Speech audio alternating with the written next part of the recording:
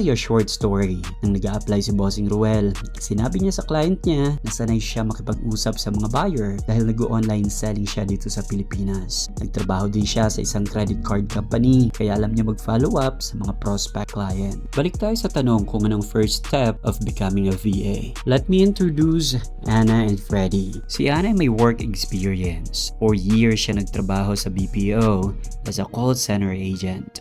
Ang first step ni Ana ay maghanap ng client na nangangailangan ng skill na meron siya. Ito naman si Freddy. Wala siya kahit anong experience dahil kakagraduate niya lang sa college. Ang ginawa niya ay naghanap siya ng target client na nangangailangan ng skill na feeling niya ay kaya niya pag-aralan at matutunan. Pinag-aralan niya ito ngayon. Nanood siya ng mga tutorial sa YouTube at nagpatulong kay Google at ChatGPT. Nag-reach out din siya sa mga kakilala niyang VA. Nang confident na siya sa skill na meron siya, sa kanya ito in-offer sa mga target client niya. To become a VA, kailangan meron kang skill na hinahanap ng target client mo. Okay lang naman kung wala ka pa nito. Ang kailangan lang ay simulan mo na pag-aralan ng mga to. In average, 1 or 2 months lang naman ang kailangan para ma-master ang mga simpleng skill. Pwede pa ito mapabilis kung matataon na isa ito sa mga bagay na hilig mo. Tulad ng video editing, designing website, bookkeeping, cold calling, appointment setting,